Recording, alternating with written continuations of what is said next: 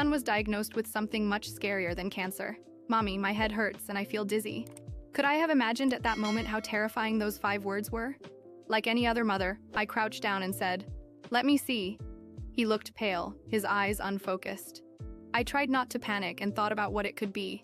Nothing but the worst-case scenario came to mind. The night before, while he was playing, he seemed completely normal. What on earth could have happened? With great effort, trying not to scare him, I calmly told him to put on his shoes. 20 minutes later, we were at the doctor's office. After examining him, the doctor asked my son to wait in the reception area and called me in for a private conversation. "Is it serious?" I asked. The doctor looked at me in a way I'd never seen before, as if my question underestimated the gravity of the situation. "He has something very rare, a brain aneurysm that's about to rupture. We need to act immediately." Tears started welling up in my eyes. "Tell me he's going to be okay. I can't guarantee that," the doctor said. "The situation is extremely delicate. We need an MRI to better understand the location and size before proceeding with any treatment." Before we left, he gave me a note with the date and location of the scan. He also recommended that I keep my son calm and avoid any physical exertion until the procedure. The next morning, I went straight to the designated location and met Dr. Jasper Harris. "Hello," he said, looking at my son. He crouched down and asked, "What's your name?" My son answered, and the conversation irritated me. All I wanted was for the scan to be over so my son could return to his normal life. Dr. Harris took us to a room, gave my son a hospital gown, and began the scan. I waited in the lobby with a book in my hands, but I couldn't read. My mind was completely occupied with my son. Later, Dr. Harris entered the reception area with a grim expression. "Please come with me," he said, leading me to a room filled with medical monitors. He gestured to a chair near a large screen. "Please, have a seat." He showed me the imaging scans. "Oh my God!" I exclaimed, covering my mouth with my hand. The scans showed a massive aneurysm in a critical area of the brain. "We can't wait. We need to operate immediately," the doctor said. "I've never seen anything like this in a child of his age. It's extremely rare." I cried as he tried to comfort me by placing his hand on my shoulder. "Please," I begged, "save my son." That day, we couldn't proceed with the surgery due to complications caused by the COVID-19 pandemic. I felt grateful just to have secured the scan and tried to remain calm. At that moment, my son seemed unaware of what was happening, or at least that's what I thought. On the way home from the hospital, he suddenly asked from his car seat, "Mommy?" I glanced at his reflection in the mirror. "Yes? Grandma says when we die we go to heaven. Is that true?" I was speechless. What could I say? How had the thought of death entered his mind? Had the doctor said something? Was it just a coincidence? Or perhaps an instinct telling him how severe his condition was? A tear rolled down my cheek. "I don't know, sweetheart." Later, my son lay unconscious on the operating table. The surgeons prepared to address the aneurysm before it was too late. Before he was put under anesthesia, he started crying and made it clear he wanted me to stay with him during the surgery. "I want you to be with me," he said. It felt like he hadn't finished the sentence, as if he was trying to say, "I want you to be with me if I die."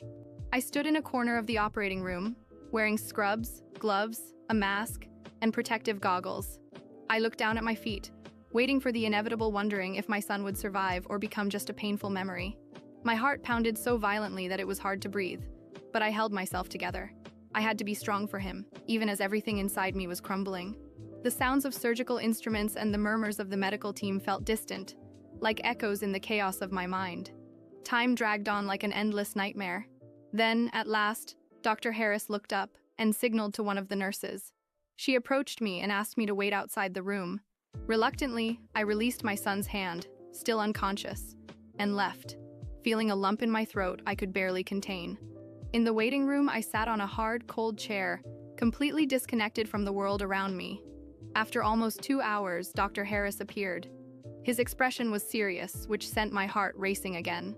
"We managed to repair the aneurysm," he began, "but we found something very unusual. We need to talk." My body froze. I followed him to a private room, where he explained, "During the surgery, we noticed signs of inflammation and tissue damage that aren't typical for a regular aneurysm. We took a biopsy and sent it for urgent analysis. There's something else going on, and we need to identify it quickly." Before I could ask more, he continued, "In the meantime, we've started treatment to address a possible infection. We're facing a serious situation, but we'll do everything we can." My stomach churned. As if the aneurysm wasn't terrifying enough, now there was something else. something no one could explain. I felt a mixture of despair and helplessness unlike anything I'd ever experienced. All I wanted was for my son to be okay, but it seemed like the universe was determined to test us to the limit. 2 days later, Dr. Harris called me in again. This time, his face looked even more exhausted. He got straight to the point. We received the biopsy results. Your son is infected with Naegleria fowleri. It's an extremely rare and dangerous amoeba known for attacking the brain. He likely contracted it while swimming in contaminated water. My vision blurred, and for a moment, I thought I might faint. An amoeba? How was that even possible? I'd taken him to lakes and pools with the best of intentions, to let him have fun and just be a kid. How could something so innocent lead to this? What do we do now? How do we save my son? I asked, my voice trembling. The treatment is complex, and unfortunately, the survival rate is very low, he admitted. But we'll start immediately with a cocktail of aggressive medications, including an experimental anti-parasitic drug that has shown some success in similar cases. From that moment on, my life became a whirlwind of ICU visits, meetings with doctors, and sleepless nights at my son's bedside. He alternated between moments of lucidity and delirium, his small hand holding mine with less strength each day. The fever was relentless, and every seizure felt like it was ripping another piece of me apart. Meanwhile, my anger grew. Why hadn't anyone warned us about the dangers of this amoeba? Why weren't there more alerts or precautions at swimming sites? I wanted to blame anyone for my son's suffering. Days turned into weeks, and despite everyone's best efforts, his condition worsened. During a brief moment of clarity, he looked into my eyes with a weak smile and said, "I love you, Mommy." It felt like he understood that we might not have much time left. My heart shattered right there in those few words. The doctors did everything they could, but the infection had already caused irreversible damage. On the night my son passed away, I stayed by his side, holding his hand until his small body stopped fighting. The pain was unbearable, but something inside me shifted. I decided that no one else should have to endure what I went through. I channeled my grief into action, fighting to raise awareness about Naegleria fowleri and pushing for stricter regulations in public swimming areas. My son's death would not be in vain.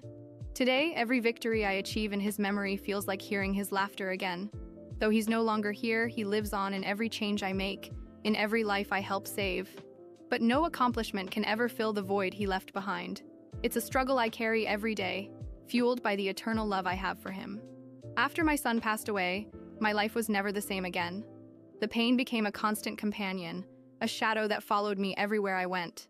Losing a child is a wound that never truly heals, but over time, I realized I couldn't let that suffering consume me entirely. He deserved more than a broken mother. He deserved to have his memory honored in a meaningful way. The days immediately following his death were the hardest. I would get up, breathe, and function on autopilot, but every little detail around me screamed his absence. A forgotten shirt, a lost toy, even the trees in the park where we used to play seemed to carry his presence. The emptiness was unbearable. I couldn't stop thinking about how something so small, a microscopic amoeba, had caused such a devastating tragedy. I began obsessively reading about Naegleria fowleri. I wanted to understand everything, every detail, every study, every possible prevention and cure. The more I learned, the more I realized how neglected this disease was, and how many lives could be saved with greater awareness and medical advances. That's when the idea came to me. Maybe I could do more than mourn. Maybe I could fight back against what had taken my child. The idea of going back to school seemed absurd at first. I wasn't young anymore. I had left academics behind a long time ago, and my life had taken completely different paths. But something inside me burned like a flaming mix of determination and anger. I enrolled in a preparatory course and started studying again. It was difficult, harder than I could have imagined, but every time I thought about giving up, I remembered my son's eyes and the silent promise I had made to honor his memory. I spent countless nights studying, balancing my grief with my books.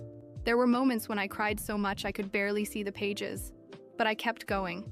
After months of relentless effort, I passed the entrance exam for medical school. When I received the news, I cried as I hadn't since the day I lost my son, but this time they were tears of relief and hope. Starting medical school brought a whole new set of challenges. While many of my peers pursued medicine out of passion or ambition, I had a personal mission. Every class, every internship, every research opportunity was a chance to learn more and fight against this silent and devastating disease. During my years in school, I joined parasitology research groups, specialized in infectious diseases, and took part in projects focused on new treatments for Naegleria fowleri. My determination didn't go unnoticed. When I graduated, I was recognized as one of the top students in my class, not just for my grades, but for the passion I poured into every assignment and research project. On graduation day, as I walked across the stage to receive my diploma, I felt as though my son was there with me, watching me with that shy smile that always brightened my day. That moment wasn't just mine, it was ours. Today, I am a doctor specializing in parasitic and infectious diseases, with a focus on Naegleria fowleri. I work at a research center dedicated to developing better diagnostic methods and more effective treatments. Additionally, I dedicate part of my time to raising awareness, visiting schools, communities, and recreational areas to educate people about the risks and precautions that can save lives. Every time I help a family recognize a danger, every time I see a child treated in time, I feel like I am doing justice for my son. I can't change the past, but I can fight to ensure other mothers never have to endure what I went through. There are still days when the sadness is overwhelming, when the emptiness threatens to consume me. But now, instead of paralyzing me, it drives me. The love I feel for my son hasn't disappeared. It has transformed into a force that pushes me forward. In every child I save, in every life I touch, I see a piece of him. And that in some way brings me peace. My fight won't end anytime soon, but I know I'm where I'm meant to be. My son, even though he is no longer here physically, is the reason I became who I am today. And for him, I will keep fighting. Always. Yet even with that certainty, there's something that never fades.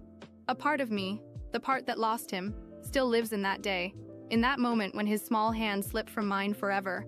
No matter how much I try to fill my life with purpose, work, and accomplishments, nothing can erase the emptiness he left behind. Years have passed, and I've achieved far more than I ever imagined.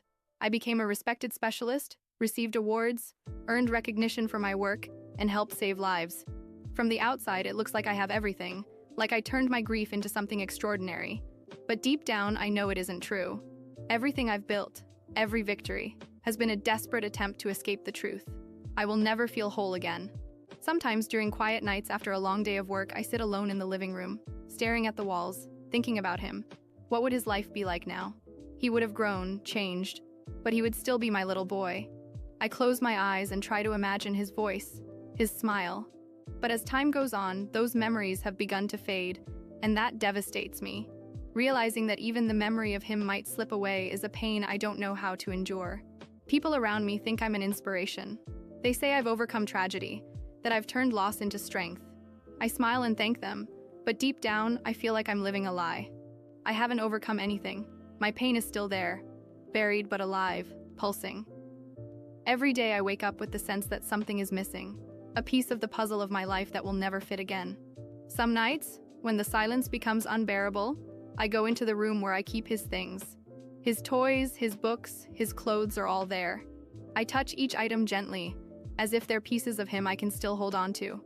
Sometimes his presence feels so vivid that I swear I can hear his laughter echoing through the house. But the next moment, reality hits me like a cold wave, reminding me he's no longer here.